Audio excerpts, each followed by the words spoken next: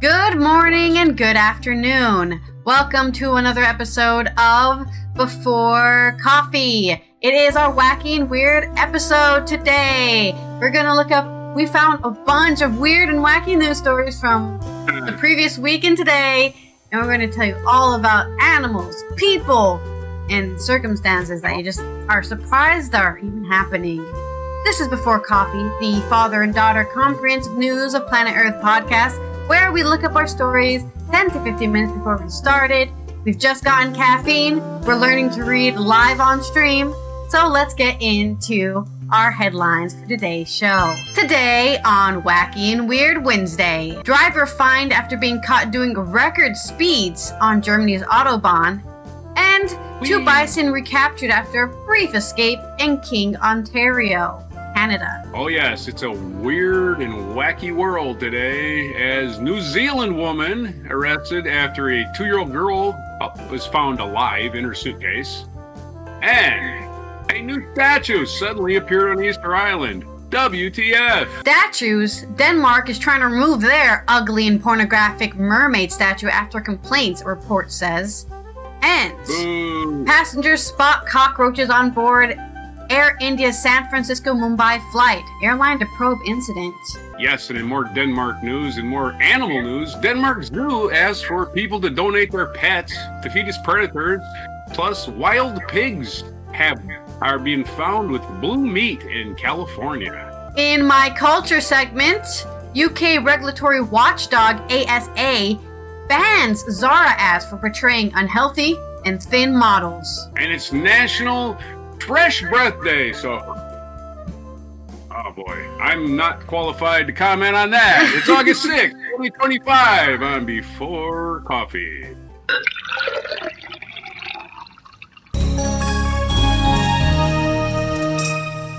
Depending on how fresh that coffee is and how strong it is, you can get some really strong smells coming off your breath. Yeah. It's almost sour in a way, because coffee is kind of a sour, acidic drink. So there's some food for thought, or I should say breath for thought. Breath for wilting the plants. Yeah. Yeah, there you go. Perfect. If you're not awake now, you are when you smell his breath. Let's roll our segue wheel for our first segue for today's stories. Segue. We can give me a hypothetical about our next stories, which is coming out of Germany. Did you think you could go past the speed limit on the Autobahn? Well, this German driver has discovered what that limit is. This is from AP News, reporting from The Independent. A motorist was clocked driving at more than 320 kilometers per hour, or 199 miles per hour. Oh, one off 200. On the Autobahn west of Berlin, a record high at more than 124 miles per hour above the speed limit, German police said. That's right, they technically do have a speed limit on the Autobahn. The speedster, who was not identified, was caught while racing along the A2 highway near Burr on July 28th. The driver was handed a fine of 900 euros, or $1,043, stripped of 2 points from his driver license, and banned for driving for 3 months. The Magdeburg police office said this week. I think they probably have a baseball-based licensing thing, so 3 points and you're out. You have to go back to driving school and get it all over again. And it's very expensive to get a driving license in Europe. In a lot of places, it's like almost $2,000, I think. Yeah. 2,000 euros to get it. So which is hilarious because I just drove with my American driver's license all over England, which is the opposite side of the road that I'm used to. I was like, how does this qualify me to drive here? This should not be allowed. Yeah, for sure.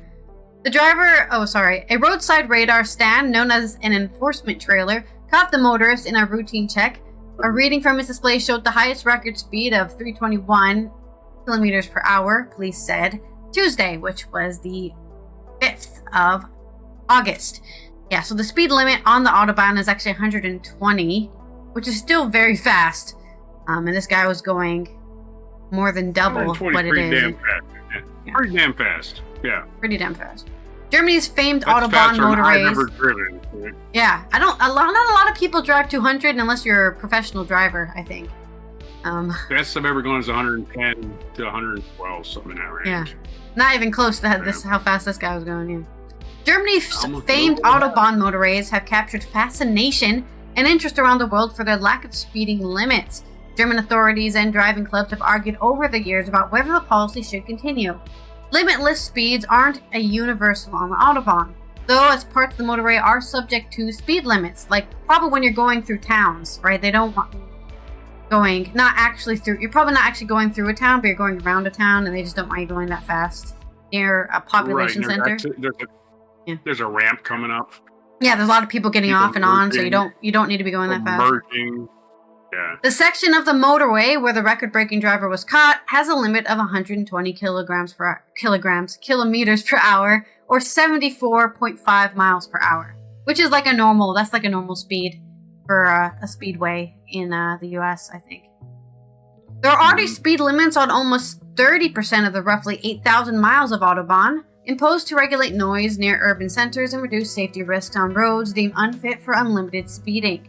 In 2019, a poll found roughly half of Germans remain opposed to Autobahn speed limits. Well, we'll see what happens in, I guess, another 30 years. I don't really care. I get it, but it is dangerous, and if people aren't going to follow the law, that's what happens. You get fined. Nothing else to say here, honestly. Hypothetical. All right, my hypothetical would be, what if everybody was already self-driving cars? Because we already have, right? Everybody gets outraged. Oh my God, they got killed by a self-driving car, but they never call up the actual statistics of people getting killed by human driving cars and put them side by side. You might open your eyes a little bit and say, yeah, it really doesn't make any statistical difference. I don't even know because I haven't collected the data. But hypothetically, I would say, self-driving car, unless it's malfunctioning, I don't think it's going to go to 100 miles an hour. No reason to, really. I mean, the thing about this is that if you could argue, right, if everyone was in a self-driving car, you could go faster at faster speeds, because as long as the programming doesn't mess up, right, it should be safer because there's no human error, should be. So to say. Yeah. Right. Yeah. You would have a point about self-driving cars being more dangerous than humans if humans weren't so incredibly stupid.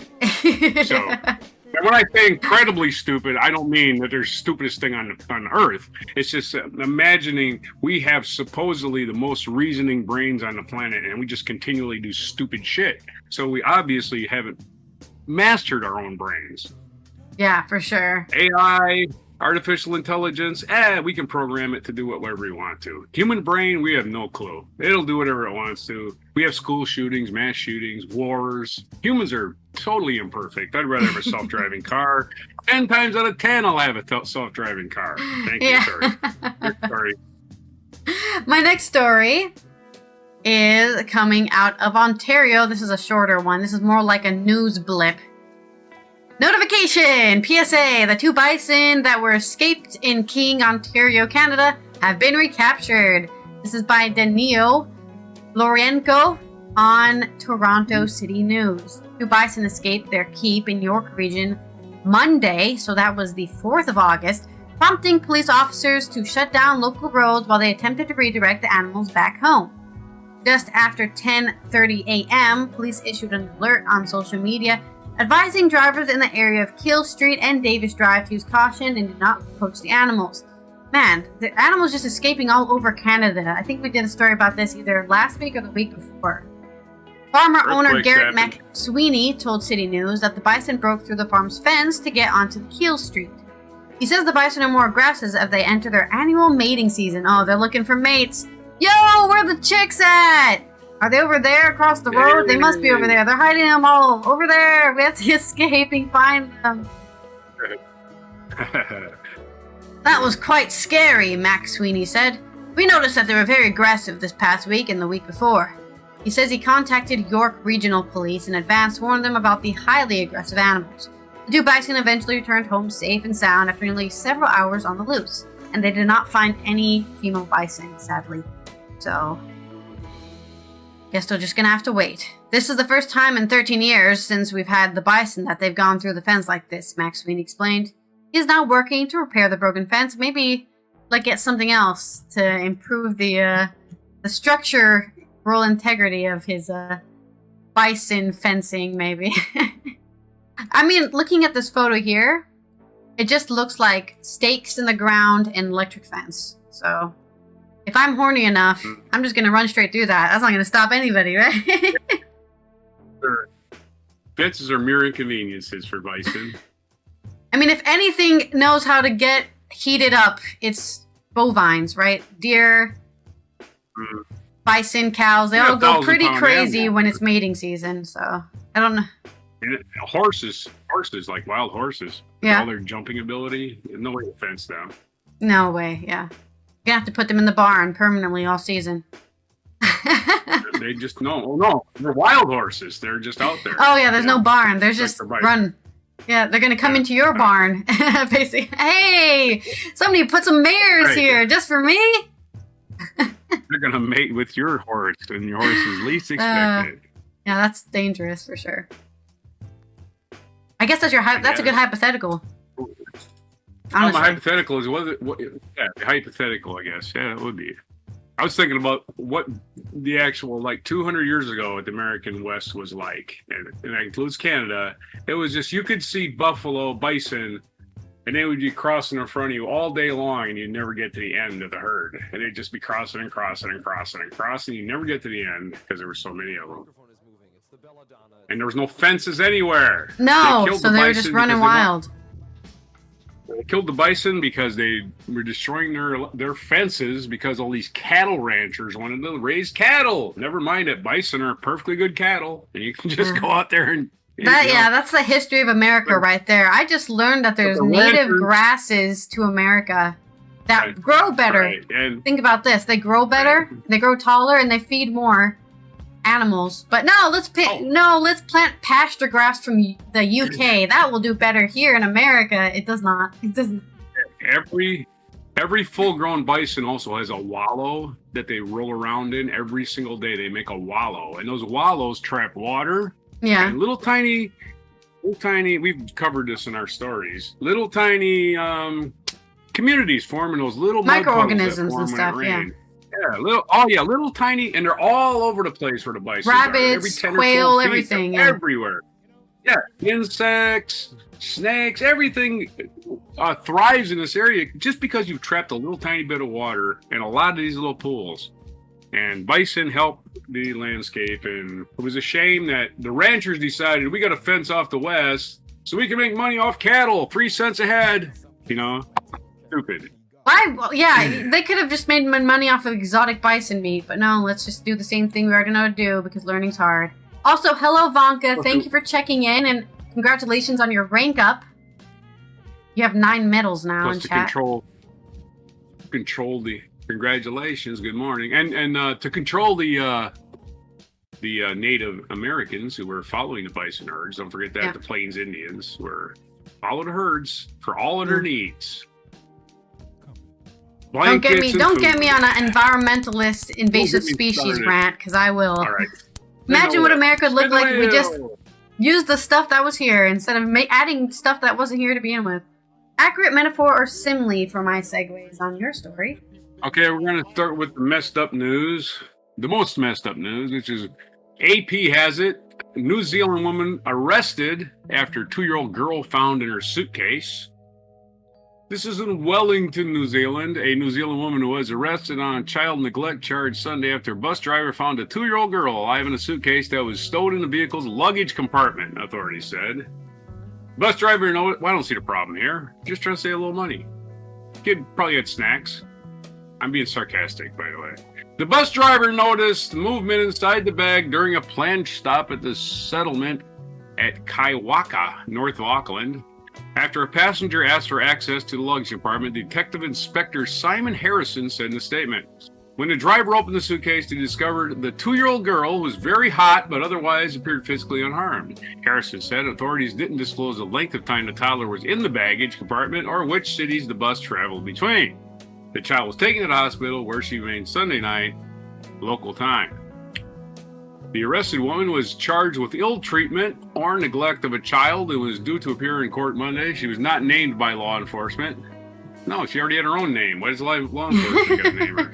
Also, it's not. You shouldn't name minors. Leave them alone. No, the mother wasn't named either.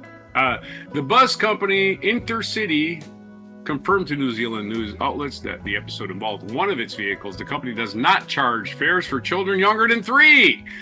So there was absolutely no reason to put your child in a suitcase. Yeah. Unless it was a kidnapping. Alleged kidnapping. Under 3, you can... And again, if your child is 3 years old, just lie about it. He's only 2 or she's only 2. What are they going to do? Make you produce a birth certificate? I doubt it. They just want to get the hell on with the trip and get their day over with. They're not interested in harassing you, I guarantee it. The company does not charge fares, anyway. They can travel in a lap. So there's your quick story on stupid people being stupid. Unfortunately, a recurring theme in our show. Well, you know what they say. You don't have a brain. Oh, why is my phone being a jerk? Okay. Is that what they say? You know, if you don't have a brain, how are you supposed to make good decisions? I don't know. It's just wow. Imagine just doing this thing called looking up stuff and making sure you're allowed to do something. Your crazy idea, asking a question. Yeah. Asking a question. Hey, can I? How much does it cost to get my child on this plane? Free. Oh. Unzips from the bag. Oh, you can come out, darling. Oh, yeah, and it probably doesn't even cost that much anyway, even if it wasn't free, right? I just can't believe she didn't think she wasn't going to get caught, putting a child in... Maybe the kid wanted it. I don't know. Hey, can I ride in the bag? I don't know. She doesn't know any better. She's a child. Also, good morning, Omlin. Thank you for checking in, and congratulations also on your rank up. We've got a neck-and-neck race for first place here with 9 points versus 10 points. And another story is pork, the other blue meat. That's right. Wild pigs found with blue meat in California spark alarm. Kasia Palowska is the author of this. A wildlife trapper in Monterey County made an unexpected discovery after capturing a series of wild pigs in March this year. While processing the animal, the trapper found several with blue-tinged muscles and fat tissues. The bizarre discoloration is a result of exposure to diphenoxinone, an anticoagulant rodenticide, or rodent poison, that is often dyed to identify it as a poison, according to the California Department of Fish and Wildlife. In an email to SF Gate Fish and Wildlife Pesticide Investigations Coordinator Ryan Barber said the trapper observed the wild pigs eating directly from rodent-side bait stations. Otherwise, rat poison. Let's just call it rat poison. The scope of the contamination appears extensive across the southern part of Monterey County and along the Salinas River, according to KSBW-TV. Wild pigs are adaptable hybrid creatures. Part domesticated pig, part wild boar. They can weigh upward of 200 pounds and now live in 56 of the 58 counties across the state of California. SF Gate previously reported on their increasingly aggressive behavior, including charging at a hiker. Yeah, wild pigs will eat you. Don't make no mistake about it. They will eat anything. They will kill you and eat you. So if you see one, I don't know. Hopefully you got a weapon with you. Or at least a club, something. Vince Bruzone, owner of the Full Bore Trapping and Wildlife Control, is familiar with the oddity. I have heard of this happening in agricultural heavy areas like Salinas and other parts of the Central Coast, he told SF Gate in an email. Bruzone's company was recently contracted by the Santa Clara Open Space Authority to help manage its wild pig population over the next 3 years for $243,000. He said he takes proactive measure because this contamination issue. I do make a point to tell those donated carcasses I donate carcasses to that if they ever were to come across blue meat from one of my pigs to dispose of it at a landfill rather than dumping it, and bring me the bills so it doesn't enter the food chain, he said. Wild pigs in the Monterey County area were exposed to pesticide bait containing the anticoagulant rodenticide difenacinone.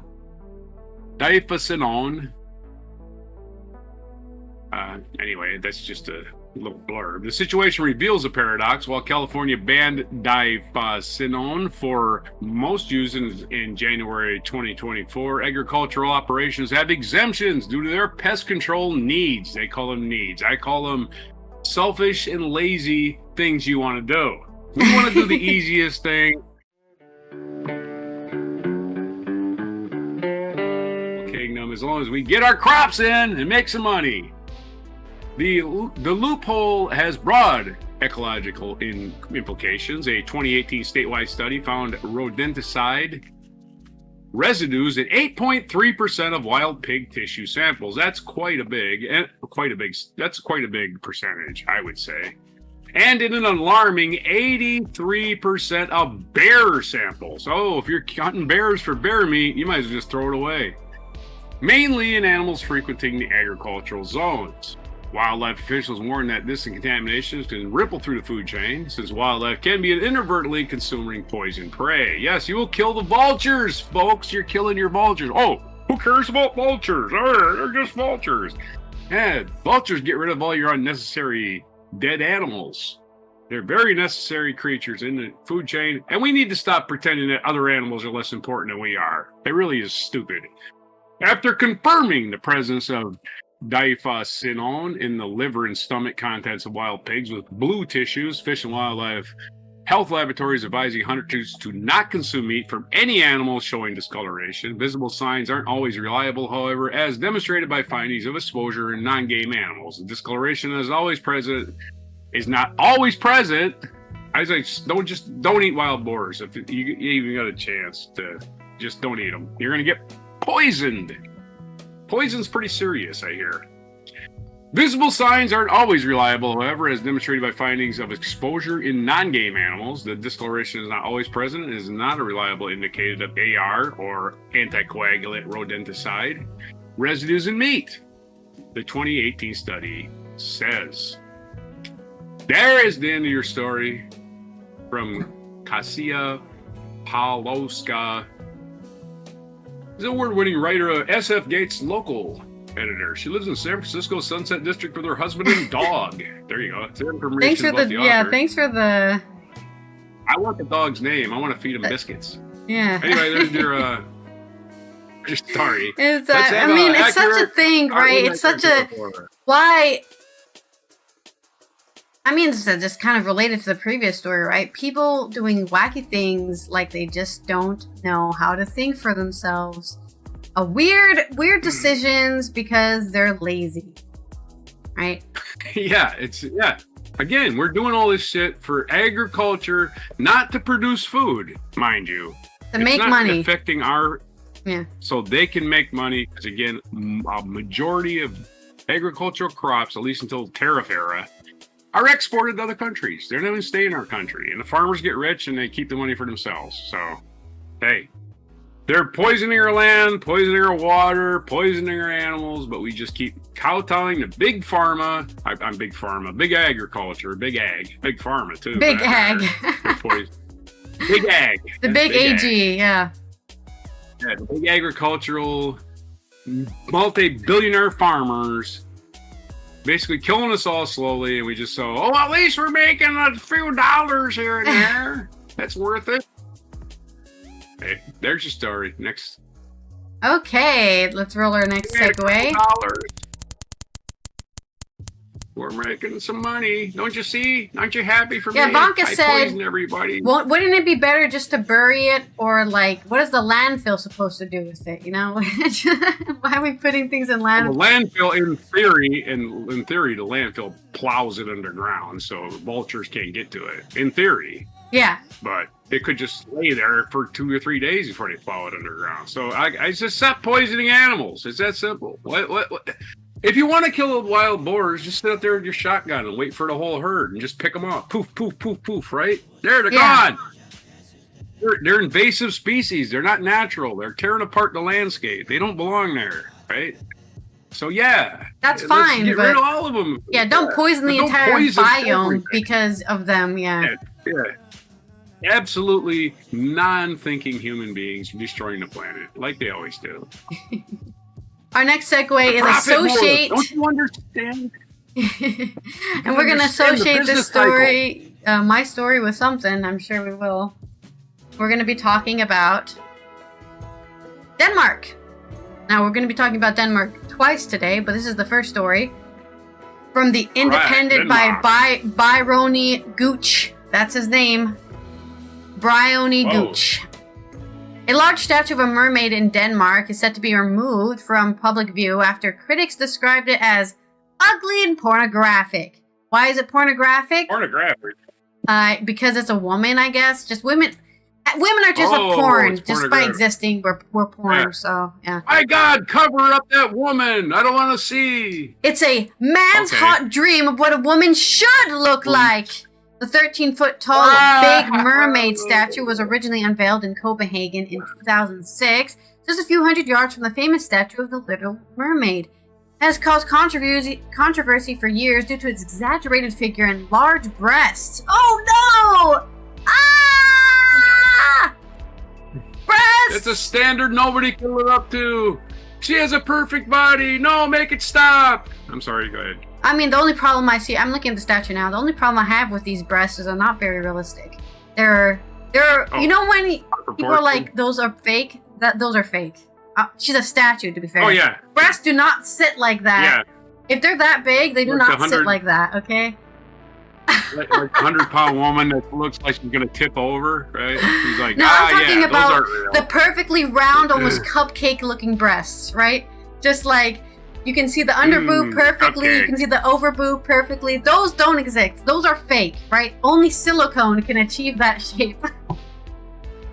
When they're that big. Real either. These breasts are as big as my head on the statue, right? How dare you depict a mythical being in the wrong way? I just find it hilarious. Anyway. No, that's like I said, my only criticism is that the breasts aren't realistic, okay? I know. But I guess mermaids are blessed with that silicone, unlike us human beings.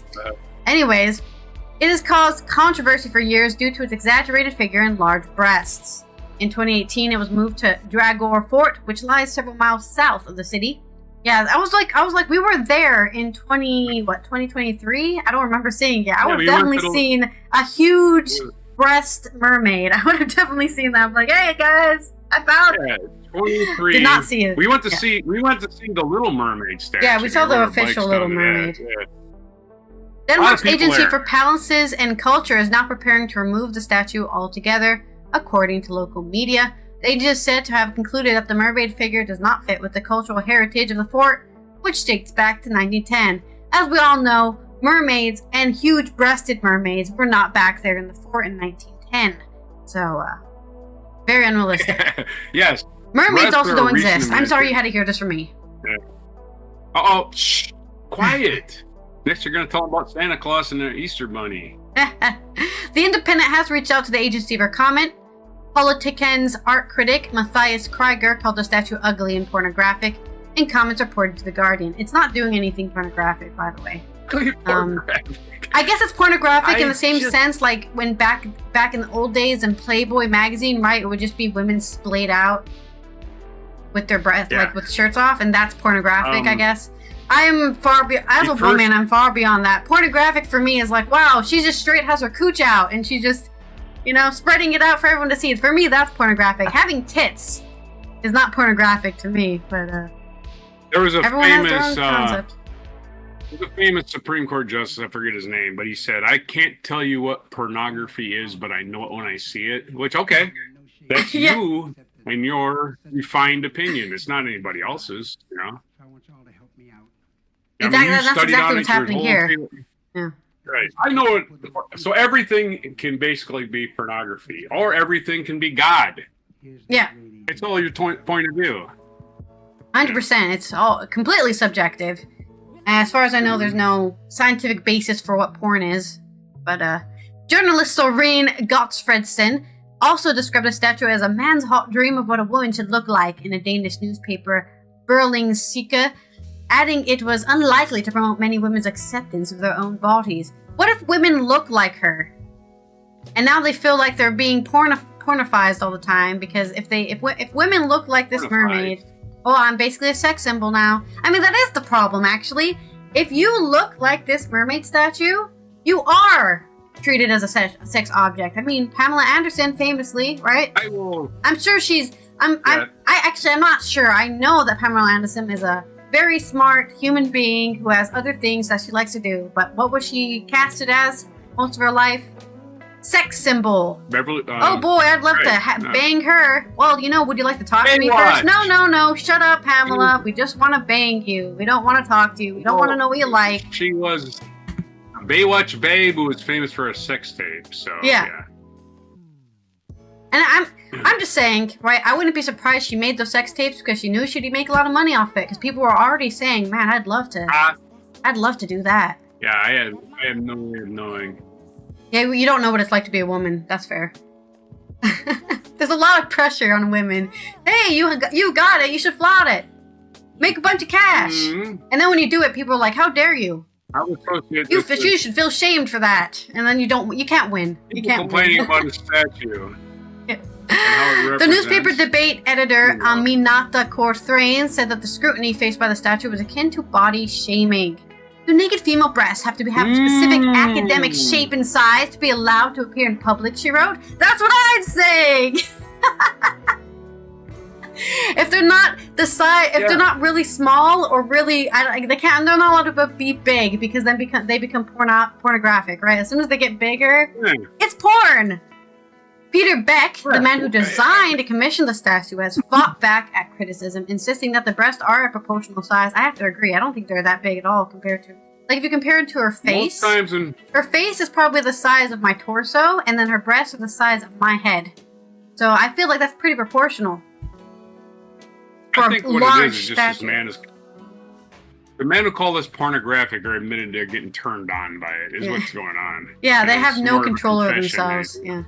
Right. Oh God! I saw one nipple, and now I have to go to the bath. I have to go clean myself. Sorry, I can't control myself. Who will think of the children? I'm like, huh? Children? The children don't know it's wrong because you're the one who are telling them it's wrong. We gotta be told. It's an areola. Run for your lives. Well, she doesn't have areolas because God forbid. No, God forbid she has areolas. Of course. Well, mermaids actually didn't have areolas. That's a very... Obviously, scientists. It's scientific. We're just making up facts.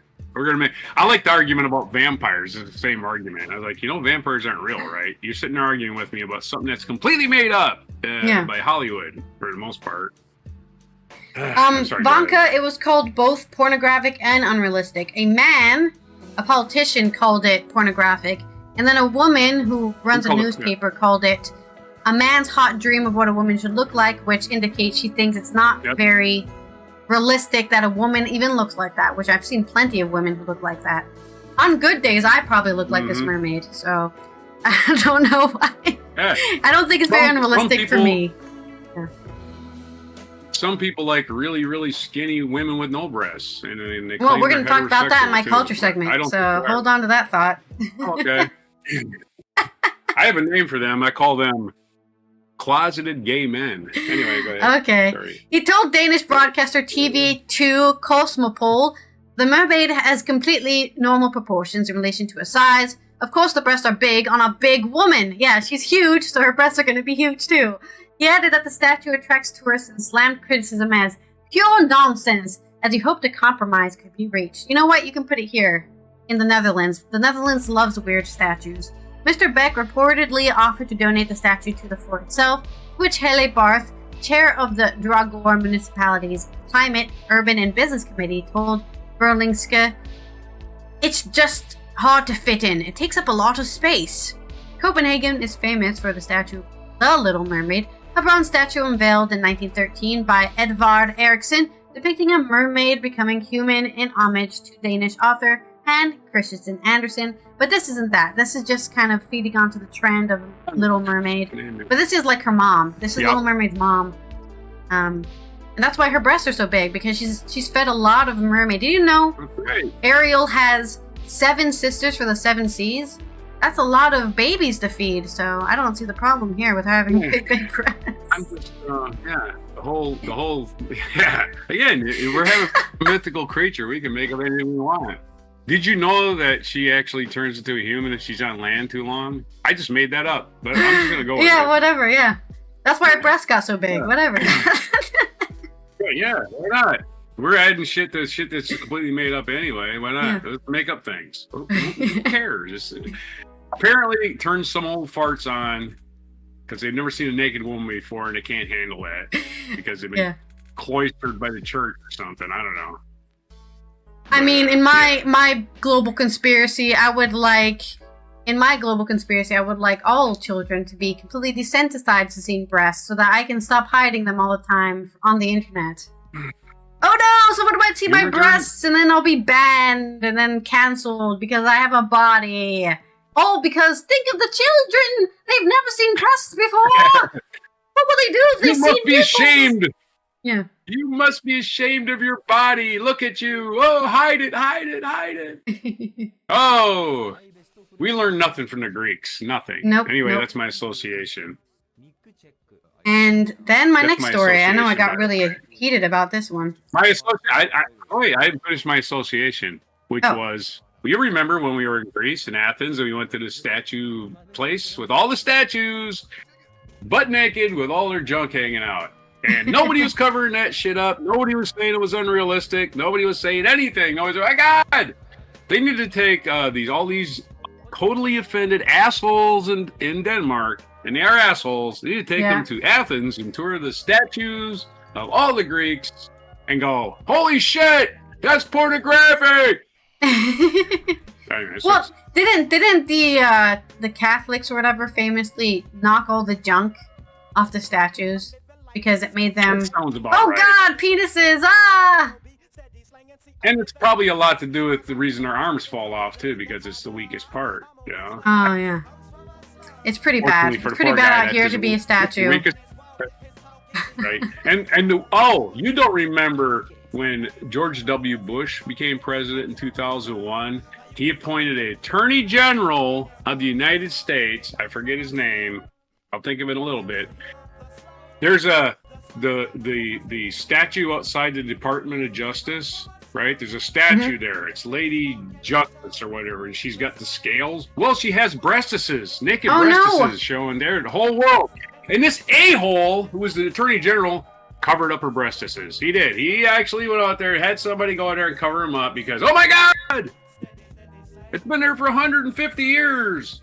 I wonder why our birth rates are going down. We've basically made existing illegal. Yeah, yeah. We shame people for not being the embryos. fascist Nazi ideal. Yeah. The fascist Nazi ideal of what humans should be. And God, shame on you for having body parts. My God, what's wrong with you? All right, next story. Okay. Vanka's saying he thinks women did that kind of stuff too, but I think what happened is that, women have internalized this problem, right? They feel shame for even existing. So whenever a statue is existing freely with its tits out, wait, I can't do that. That's not allowed. What the hell? I will say this. Feminists, radical feminists, and right-wing conservatives have one thing in common. They think men masturbating is evil. They believe that. So yeah. This is pornography. Someone's gonna masturbate to it. I was like, I got the old joke. My dad said, hey, let's go to my eye thing. He goes, if you masturbate too much, you're going to go blind. Is that why you have one eye? And I said, no. And I said, yo, Dad, I'm over here. Dad. Anyway. That's how he knows from experience. All right. We got a bonus joke in there. Okay, let's go to my next story, because obviously we got very heated about pornographic statues. I don't think masturbating's a bad thing. I'm pretty neutral about it. It happens. People do it. I had pet rats. My pet rats were masturbating all the time. And I was like, come on, guys. They were ratter baiting. Yeah, I get rat baiting. Yeah, because they're rats. Okay, in some gross news, I guess since we're already talking about masturbation, cockroaches on a flight. Air India's flight from San Francisco to Mumbai. This is on Express News Service, the Indian Express. Some cockroaches were found on Air India's San Francisco-Mumbai flight AI-180 via Kolkata on the 4th of August, triggering confusion among passengers. Oh no, what is that? Why is there a cockroach here? The insects were spotted by 2 passengers after the plane landed in Kolkata for a scheduled stop, according to the airline.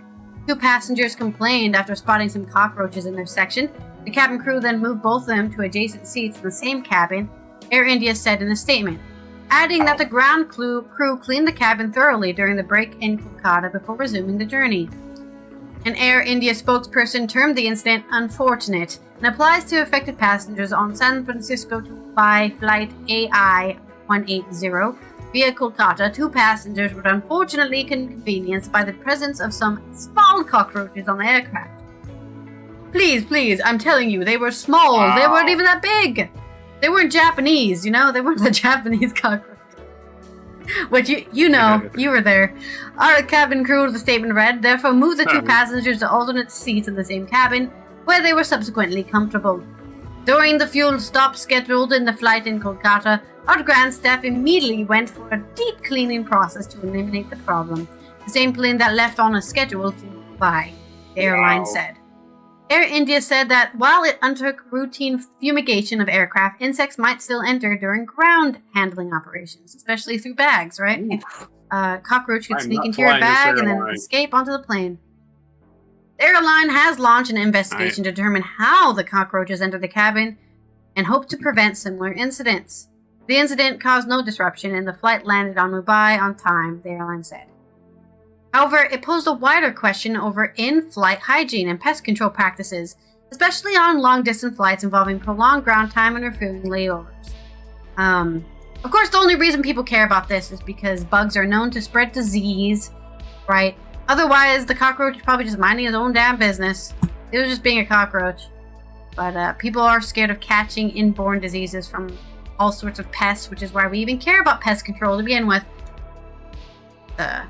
For me, it's just the fact that this is a news story is why I chose it for the Wacky Win. Guys, there was 2 cockroaches on the plane. Hurry, write this down. Right. Yep. And this goes with our companion piece we did a couple of weeks ago about. It was Air India. I remember it was Air India, and they were complaining about all the passengers clogging up the toilets. Remember that? Mm-hmm. And same airline, different problem, maybe related. I don't know. Perhaps. Do they clean the toilets? Do they disinfect them? If I get an itinerary and Air India's on there, I'm just gonna go, can we get a different airline? There's your that's crazy coincidence. Of course, I mean the thing with India, right? Which we have to talk about this just a little bit, is that they unfortunately have a bad stereotype of being dirty, right? Oh, look how polluted their rivers are, and they have squat toilets because for some reason we think squat toilets makes you more dirty than normal toilets. I think that's just colonialism, racist colonialism, but I think that's also why India is like, we got to make sure we're clean because people already think we're dirty. So if they see 2 cockroaches, they're like, see, I told you Indians are dirty. Yay, racists win again. Yeah. Anyways, cockroaches live too. They got families. Indian people are just as dirty as the rest of us. That's all I want to say. And unfortunately, the stories about people clogging the toilets have stuck with me. Enough where I'll be like, I'm trapped here. Oh, God. All right. I have to have some sarcasm for your next story. Sarcasm for we're going to talk about Denmark again. Not only is Denmark having a real problem with their pornography, apparently their predators are starving at one of the zoos. This is from abcnews.go.com because they got to have a bunch of dots in their web page. John Hallworth, The request, it says, created a backlash online with many disagreeing with the practice. I suppose. A Denmark zoo is asking the public to donate their pets, particularly chickens. If I have a pet chicken, I'm eating it for myself. I raised that chicken pretty a long time. It's mine now. I guess let it die from. I mean, are they going to test them for blue meat? They might not, right? Rabbits and guinea pigs. Yeah, particularly chickens, rabbits, and guinea pigs, so that they can feed them to the zoo's predators. In zoos, we have a responsibility to imitate the natural food chain of the animals in terms of both animal welfare and professional integrity. How do you know that food's not contaminated? You're just getting it from people. I don't know.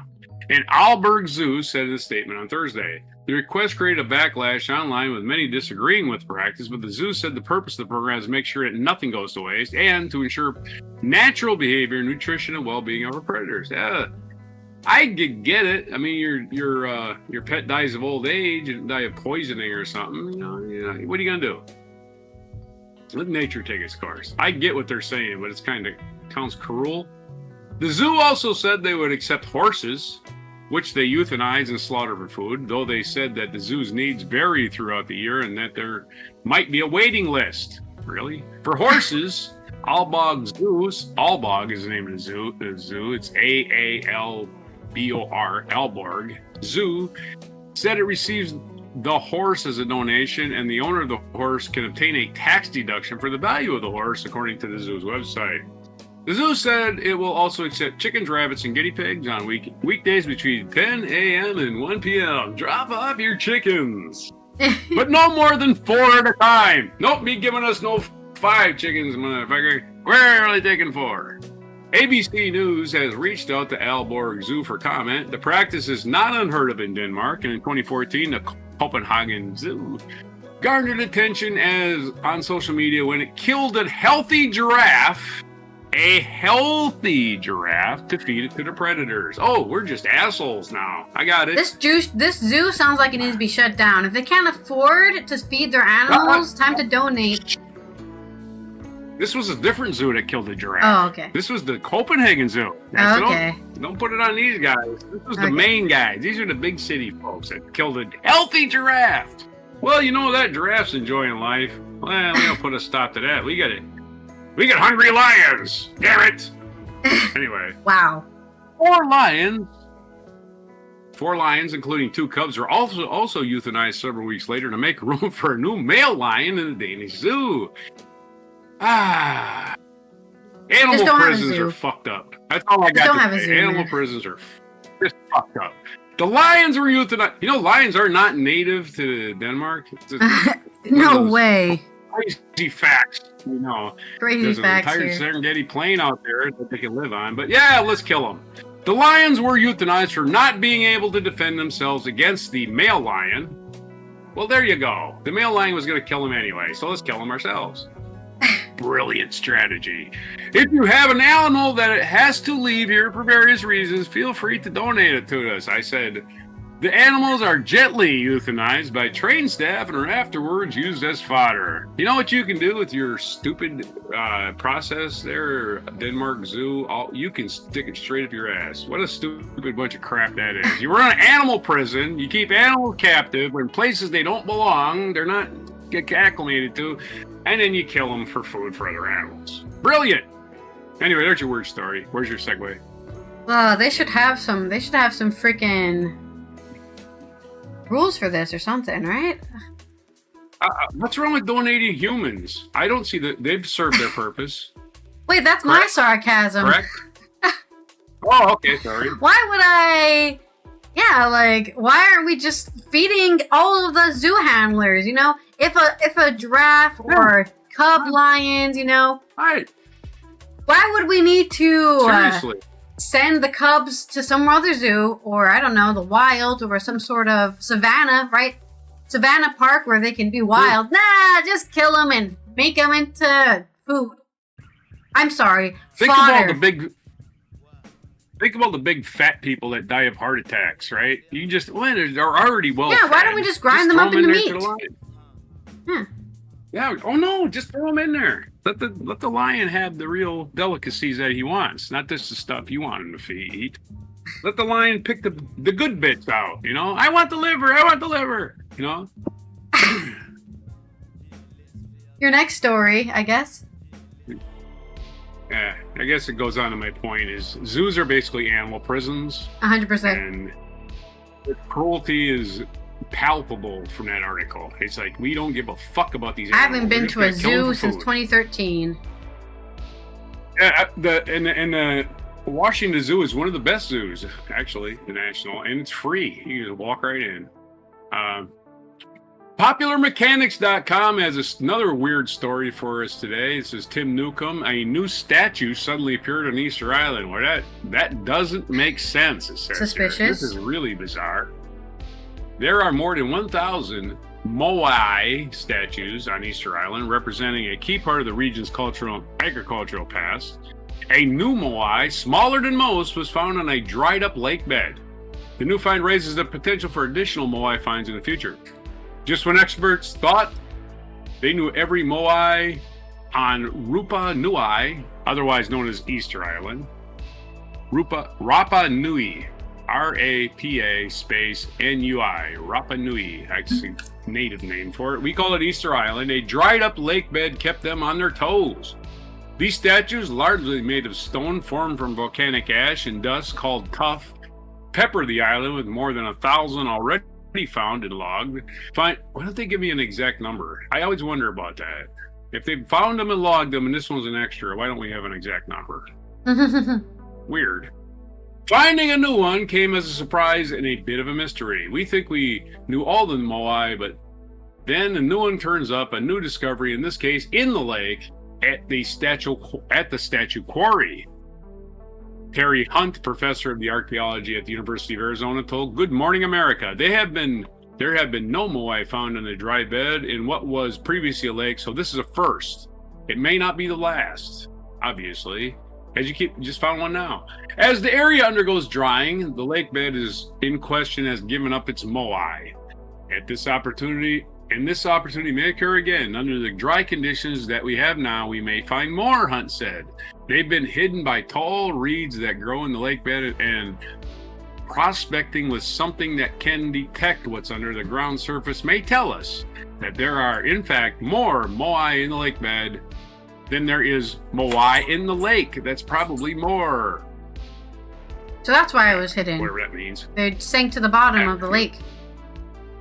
The lake was covering a lot, and there's reeds too that cover. Even when the lake dries up, you have to pull away all the old dead vegetation. The new discovered Moai is also one of the smallest found. Leading experts believe that hidden in these reeds is a potential for a bounty of new Moai. Maybe just little models. They probably just made little clay models, maybe. No, not clay, but you know, the rock they were chiseling it out of. They made little models and said, I want mine to look like this. Can you make it look like this? It's my theory. Created by Rapu Nui people, Moai have a mythical legend attached to them and have gained worldwide renown for their appearance. Some believe that these Moai were given special powers to walk across land and end up in their resting place. Whether or not the legend has legs, there are many theories regarding how these statues moved from building sites to various locations. While the largest of the statues weighs 86 tons and rises 32 feet tall, most of the Moai average about half that size. About 95% are carved from the volcanic tuff, but a few are made from basalt. Each one is unique, created by carvers to represent their characteristics of a person it resembled, often a chieftain or key leader. I think that's a theory, not necessarily a fact. The finishing touch is on Moai was the inclusion of special stones for the eyes, not carved or placed until the statue found its home. That's pretty cool. Even though the experts thought they knew the locations of all these Moai homes, finding this new small one in the lake bed proved some had remained complete mystery.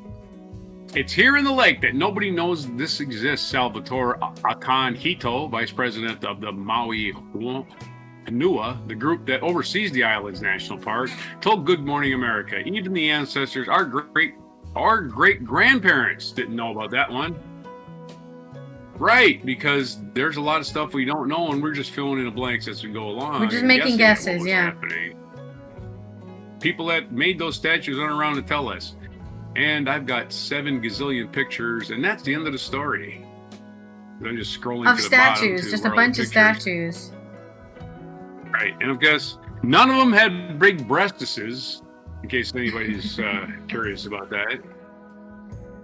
No, I mean, better watch out, because if we start sexualizing giant heads, you know. Oh no, we all have heads, and you know what's in a lot of porn magazines? Faces and heads. You better watch out. They're gonna start putting cloaks over the statues' faces. Big lips. Look at that nose on her, man. Okay, I got you a video. I'll be sharing it with you. Oh, right. Go ahead and send it over. Vanka says that I have a great memory because I can put a date on almost everything in my life. Well, the reason I remember the last time I went to a zoo is because I've probably only gone to the zoo twice, and only once as a almost adult. I think I was probably 17 or 18. And I went to the Milwaukee Zoo when I stayed in Wisconsin for that one summer. And then I didn't know that. Yeah. Or was it Green Bay? You did. Remember, we did a video for your class in school at the zoo. Remember, we did Bob Marley's song, 3 Little Birds. Oh, yeah. Yeah, we went to the zoo to do that. So, but that was I guess that was maybe 2009 or 2011, something probably like that. You would have been in high school, probably. Whatever you were taking video editing in high school. I just said 2009 to 2011. That's when it was. Was that when you were in high school? Yes. Okay. There you go. I graduated in 2012. End of that story. I'm going to send you a video and shut the hell up. Time flies. I don't have a lot of great events happening in my life, so when something happens, I remember it because I don't have thousands of things to remember. That was pretty cool. We even got other people to act in your video. You remember that? Yeah. That's pretty cool. Oh, wait. Accurate metaphor and simile. Or my story about more women's bodies being sexualized. Probably. Or unsexualized, desexualized. Let's read the story. ASA in the UK, a regulatory watchdog. Huh? What'd you spin, man? Simile, metaphor, or simile. Accurate metaphor or simile. Sorry. UA regulatory watchdog ASA has banned Zara ads for portraying unhealthily thin models. Even when you look like a child, you still lose. This is from David Morquand on Euronews Culture. 2 advertisements from fashion giant Zara have been deemed socially irresponsible and banned for featuring models that appeared unhealthily thin. The UK's advertising regulator, Advertising Standards Authority, or ASA, has banned 2 socially irresponsible Zara adverts for depicting models considered unhealthily thin. The fast fashion retailer's ads, released in May, featured one model wearing an oversized white t-shirt with her protruding collarbone emphasized by the shirt's design, and another model in a short white dress whose gaunt appearance was accentuated by the design. So if you look like a vampire, you're not allowed to exist in your unhealthy standard. The ASA ruled that these images were irresponsible and ordered Zara not to use them again. According to the watchdog, a shadowy effect was used to make one of the model's legs appear noticeably thin. They added the position of the model's upper arms and elbow joints made her body look out of proportion. I see what you're saying. So her body is actually more normal looking, but they used editing to make it look skinnier and skinnier. I see what the... I don't see... Having protruding collarbone is now unhealthy to have. I guess mine's not protruding it that much, but hers is... If it's protruding at all, I guess you're unhealthy. I don't know. Zara confirmed that it amended the product listing after receiving the complaint and removed the images. The retailer then released a statement saying that both the models had medical certification proving they were in good health. Oh my god.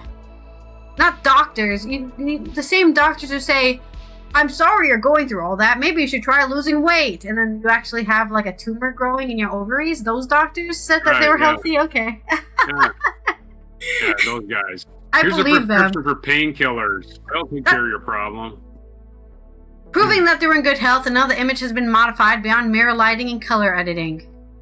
The Zara UK spokesperson said, We note that ASAA's decisions follow an individual complaint regarding 2 images on our website, which was removed when the ASA made us aware. The statement added, "We are committed to responsible content and follow stringent guidelines and controls in the selection of photographing of models, as well as in the selection of images." The ASAA also investigated 2 other Zara advertisements, and neither of them ended up being banned. Yeah, it's just, okay. I guess. They're too skinny to exist. I don't know. Don't know what the hell to say. There have been wider calls for brands to ensure responsible and diverse representation. The ASAA's decision further highlights ever-growing scrutiny regarding the portrayal of body image in fashion and advertising, and follows a similar ruling against high street retailer Marks & Spencer last month, which saw an online ad banned after clothing and camera angles made the model look unhealthily thin. Additionally, UK retailer Next has also had an ad which was banned earlier this year. The ASAA said that the advert for blue skinny jeans was irresponsible, as it emphasized the thinness of the model's legs using camera angles. Next said it disagreed with the decision and said the model, while slim, had a healthy and toned physique. My God. Maybe I'm not so badly affected by this because I grew up, unfortunately, during the 90s, thin as fucking possible people era, and these guys are probably more overweight than those people in the 90s, which was, I would agree. I see, I'm basically both siding this. I see where both people are coming from, but I'm not going to body shame these models. So I don't want to say, like, yeah, she looks unnaturally thin. I think she looks petite, but I don't think she looks unnaturally thin. Unnaturally thin is like a very specific, look where you can see, like, you know how your stomach is under your ribs? Just imagine your stomachs went in under your ribs instead of kind of over your ribs. That's for me unhealthily thin. And as far as I can see from these images, that's not happening. So that's my non-scientific opinion. Right. And as far as I can tell, it's just advertising. If you don't like the advertising, don't buy the product. Yeah. It seems pretty simple. But I think it's coming from the side. It's basically the UK's typical kind of societal protect everybody. There's societal censorship, right? This is bad for society. You're not allowed to put this out there. So they're saying showing these images at all is bad for society because it might convince children to go on a diet and starve themselves and become bulimic. I don't know. That's exactly what's going to happen. Yeah. There's actual proof that that's what happened. It exists nowhere, anywhere. But it's kind of like they used to, my similes, I have several. One of them is they say rock and roll lyrics, make you kill yourself. The same thing. And by the way, this is never done for men. You know, there's commercials out there with Michael Jordan. There's a commercial.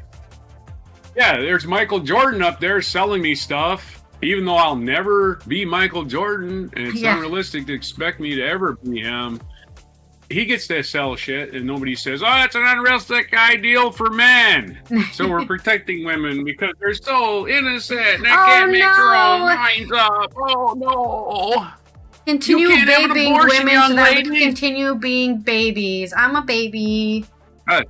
Men that don't know how a female's body works, making laws about the female body is another example of this. Yeah. You silly little girl, you think you're getting an abortion. We need to show you what an abortion really is. From a guy who has no idea about biology. And never will go through it, ever. Yeah. Right, exactly. He'll never learn it. He'll never learn it because he just wants to subjugate people. So, hopefully you got the video I sent. Yes, I have gotten your video, and let's roll our segue for this day in history. That's the word I'm looking at. We infantilize women. Like, they can't make up their own minds. Even though they have the same working brains that men have, men think like they have every answer just because they're men. It's absurd. It's dumb. Yeah, I mean, this isn't a gendered issue, right? Human beings do this to each other. No, Vanka, I'm going to have to disagree with you that only women complain about other women's bodies. Men complain about women's bodies. Men complain about men's bodies. Women complain about men's bodies. Everyone complains about everything because, unfortunately, there are people out there who want you to think like them and only think like them. And if you have any inkling of a different opinion, you should be sent to the gas chamber. You don't agree with me. You're ugly. I like she even with a girl who's demonstrably not ugly, they're just going to call her ugly because they don't like her opinion. They objectify her. So yeah, men are the big objectifier. Women are not necessarily innocent. But I'm saying right now, right? If we're gonna bring anecdotal evidence into this, me as a woman don't care about this ad. It doesn't affect me at all. But I have body confidence. Right. I'm not insecure about my body. So seeing somebody who's I used to look like this, and I think it's too skinny myself. I did not enjoy being this skinny myself. So I'm over it. But there's definitely people out there who will see this and say, "Oh, I'm never going to be a model because I don't look like that." Well, with that attitude, you're definitely not going to be a model. If you're already given up, you're never going to succeed. Yeah, infantilizing people comes in many forms. We don't want to give you any information because you can't handle it. That kind of thing, too, is always amazing to me. It's like, information, you have information, give it to me. I want my information, all I can get. But it's all like, no, don't worry your pretty little head. All right, next story, I guess. All right, I have to tell you a joke, and you're going to tell me about this day in history. This day in history, a joke. We're only going back to 1806. It wasn't that long ago. Before wild boars roamed the landscape. In 1806, after 1,000 years that the Holy Roman Empire came to official end. Yeah, they had a closeout sale, a yard sale. They sold all their artifacts. No.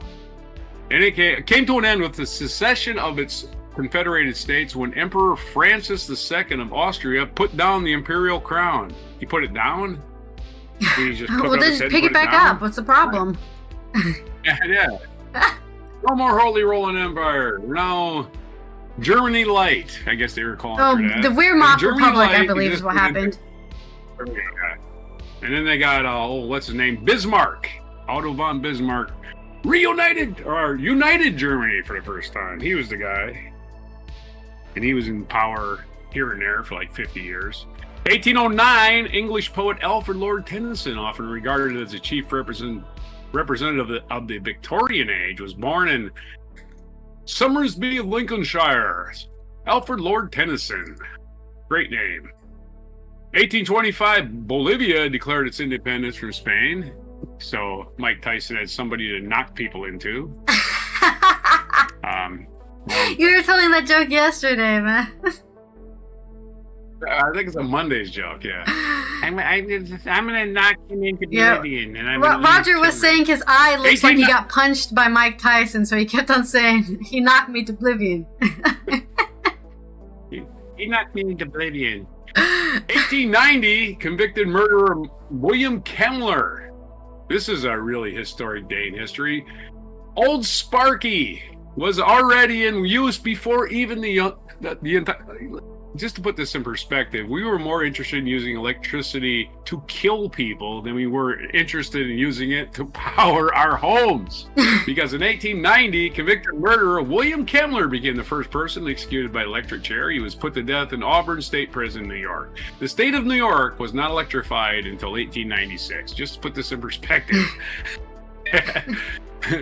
It took a power plant being installed at the Niagara Falls to electrify the state of New York. But it was not electrified in 1890, but they still had enough to juice old William Kemmler. I hope he was a horrible, horrible person, because that's a horrible way to die. Phew. And he was the first. Yeah, it doesn't even say. Pig. Yeah. It doesn't even, like, there's no, I don't know, there's no link for him to look up who the hell he was. Really? Yeah, Britannica, the place that loves talking about serial killers, and they don't have a thing for this? Oh, he must have just done something really, really bad. He killed his wife. In line at the deli. He just killed his wife. I know I'm being very blasé about that, but the most common way women are killed is by their husbands, so I'm just saying. Yeah. Well, good. Executed that scumbag. Well, good for him. I hope he suffered. I was thinking it was something real serious, like, yeah, of course it was the first time they tried it. He did suffer. Is he dead yet? No. More juice. Try it again. Well, his eyes popped out. Nope, he's still alive. More juice. Yeah, it's got to be horrible, horrible. But yeah. I always thought he did something really bad, like cut in line at the deli or something, you know. New York humor right there. 1911, American radio motion picture actress Lucille Ball was born. She was best remembered for her classic television comedies I Love Lucy. Was born in Celeron, New York, in 21 years after the first execution. All right. In 1926, 99 years ago, we were going to talk about this earlier before the show started. Gertrude Ederle, age 19 of New York, another New York person, became the first woman to swim the English Channel, breaking the men's record by nearly 2 hours, proving that that's a women huge are record break. Better long-distance swimmers than men, and women hold all the long-distance records, I believe. I haven't looked it up, but I'm pretty sure. 1940, Estonia lost its independence when the Soviet Union annexed the country. Sorry, Estonia. You got Stalin back in 1940. Stalin just said, you're part of the Soviet Union, get used to it. 1962, after 300 years of British rule, Jamaica became the independent country within the Commonwealth of Nations. So happy birthday to Jamaica! You no longer belong to England. And that happened in 1962, 63 years ago. Get yourself some weed, get your Bob Marley records out, and have a party. That's all I can say. 1965, U.S. President Lyndon B. Johnson signed the Voting Rights Act, a big day in American history, which has been repealed by our idiotic fascist Supreme Court. But it sought to overcome legal barriers at the state and local levels that prevented African Americans from exercising their right to vote. The legislation was weakened through several lawsuits in the 21st century. It basically does not exist anymore because the Supreme Court said, there's only one polling place for this whole entire section of the black people, and that seems reasonable. Oh, the white section has 40 polling places. That's cool. That seems reasonable. Black section got 1 polling place. White got 40. They're checking IDs at the black place. They're not checking them at the white place. This is the kind of shit that goes down completely in normal. The South to this day. The reason we needed this law to begin with, and they're back to their old shit, rigging everything, making sure nobody gets to vote that wants rights. Because, white people are special for some reason. I have no fucking idea. I hate the South. I can't recommend traveling there. There's no place to go there that's worth going to. So I don't understand why anybody even lives there anymore. What about Nashville? That's just me. Nashville? Yeah, it's nice. Memphis is a pretty nice place, but I don't consider Memphis the South. Nashville and Memphis are You said New Orleans was better before Katrina. Yeah, New Orleans is not a southern city. It's a world city. But now it's after Katrina, and I haven't been there recently, so I can't speak to it. But for the first 3 or 4 years after Katrina, I went to New Orleans. You walk down Bourbon Street, you could buy any drug you wanted. Couldn't buy marijuana, strangely, but you could buy any drug you wanted or any prostitute you wanted, any variety, because that's what it turned into. It turned into a crime center after Katrina. So I never really... Yeah, because they're completely left out to dry. Man, so it's probably improved since. I can't say. I don't know.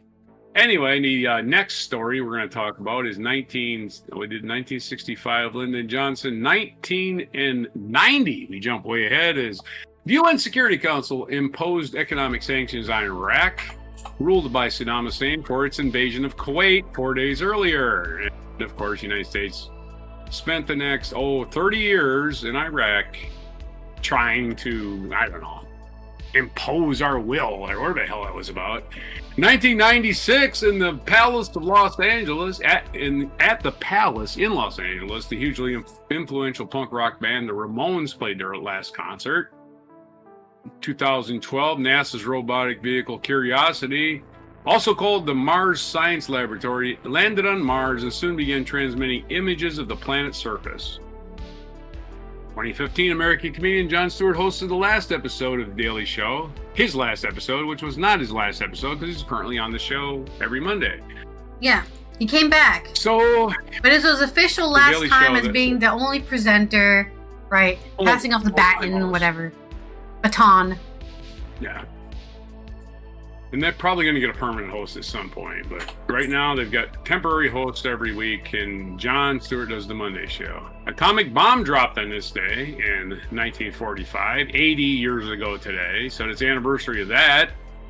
This day in 1945, the United States dropped the atomic bomb on Hiroshima, Japan. The blast killed more than 70,000 people and destroyed most of the city in an effort to hasten the end of World War II, which it did, no doubt. It ended worst war crime ever committed in human history. And the defense of it, of course, we would have had to invade mainland Japan and fight city to city, block to block. And so this was the justification. 1881, and of course, they justified it by the bombing of Okinawa, which was killed a whole shitload of people, right? Yeah. Okinawa was being invaded at the same time. That killed a whole shitload of people, just invading that. Yeah. Battle of Okinawa was horrible. 1881, our feature biography is Diego Velázquez, Spanish painter, who died on August 6th of 1660. Doesn't say when he was born. He's died in Madrid. Other birthdays, Alexander Fleming, Scottish bacteriologist. Hey, thanks for discovering bacteria. I mean, it's crazy. People didn't believe that it existed before that time. Mm-hmm. The Scottish responsible for a great deal of American modern medicine. 1911, Lucille Ball, American actress, we covered. Robert Minchin's birthday, American actor, born in 1917. Andy Warhol's birthday, artist who's famous for painting Campbell's soup cans, and Marilyn Monroe several times. Born in 1928, that would make him 97 today if he was around. And American basketball player David Robinson is turning 60 today. Happy birthday to David Robinson, born in 1965. National days, only a couple things. National Social Engineering Day, as we talked about earlier. It's people collecting your data on the internet. Don't give away any information voluntarily to just people who just lamely contact you out of nowhere. Don't throw away your personal items in your trash, burn them, shred them. I mean, people are out there to hack you. They're assholes everywhere. National Fresh Breath Day we did. It's National Root Beer Float Day. So if you got yourself some root beer and a scoop of ice cream, get yourself a root beer float. National Wiggle Your Toes Day. Hell yeah. Wiggle your toes, especially if you got those toe socks. If you got those toe socks, because there's a picture of somebody with their toe socks wiggling and doing toe things. So it's Wiggle Your Toes Day. Everything for today. Mispronunciation, spins of the wheel, weird stories, everything for August 6th, 2025 on Before Root Beer Floats. I wish I could have a root beer float, but we don't got root beer here. I have to go to the American store to get root beer. Yeah. You gotta get some sassafras root and make your own.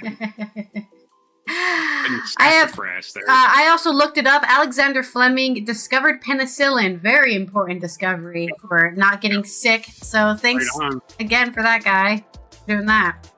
Right on. I've got three jokes for you. Our first one is not really... it's a joke. Last Halloween, my friend Lucy dressed up like a cat burglar on a jewel heist. Lucy in disguise with diamonds. Hold on. Hey, that's exactly part of the song. You got it. You know exactly the next line. Okay. It's a double joke right there. Did you hear about the man who painted a picture of a soup can and used it to kill their neighbor? He was later picked up by police and taken to The Hague for Warhol crimes. All right. And my final one. Why do vampires need mouthwash? They have bat breath. How?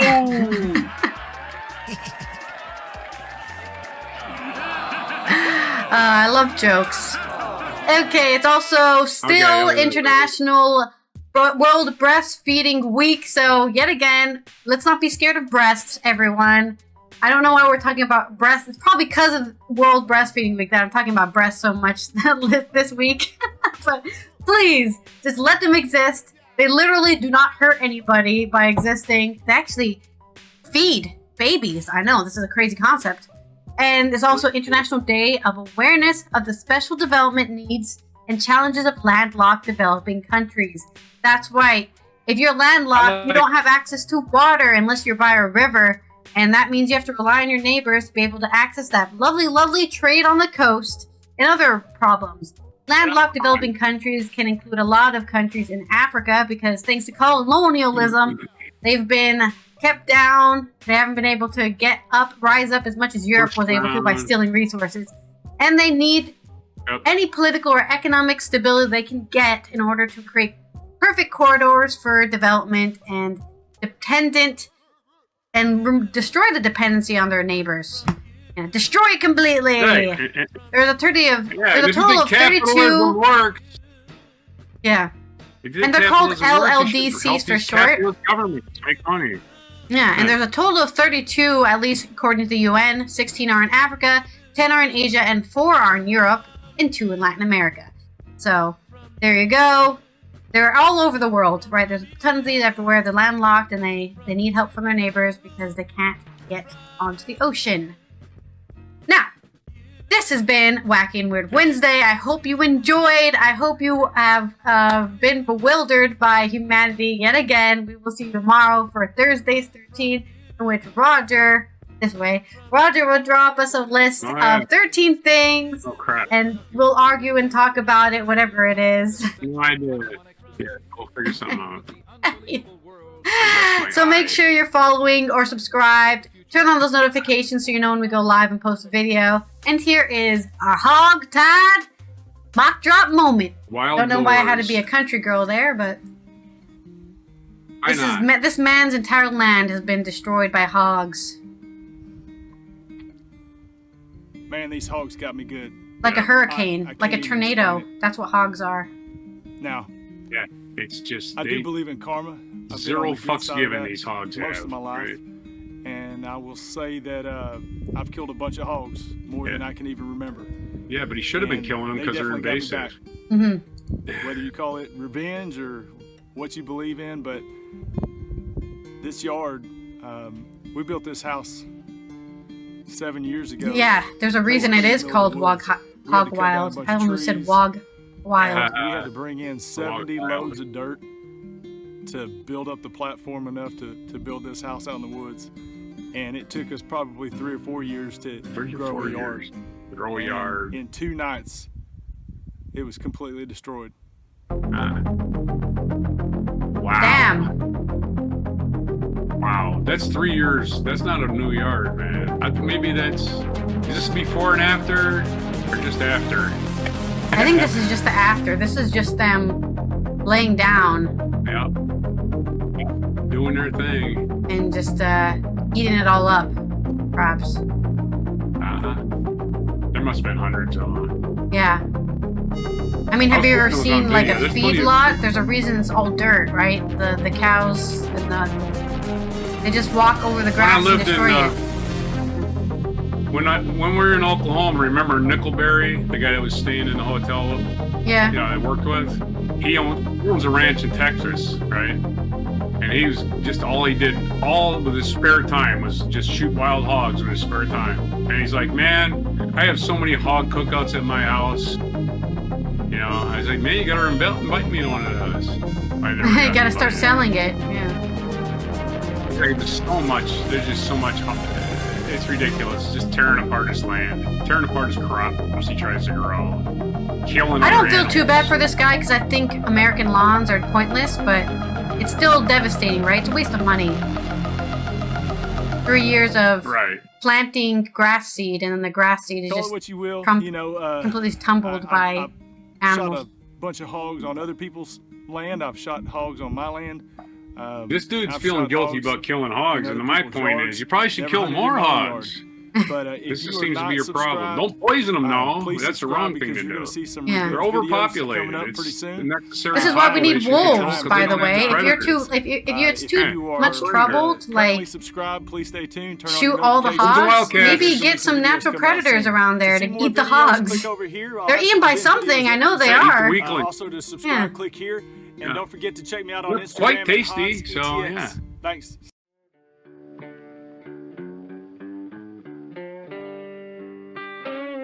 Be sure to hit the like, subscribe, and notify buttons, and follow our other channels, Toxic Alley, History of Gravy, and Scratchy Old Records.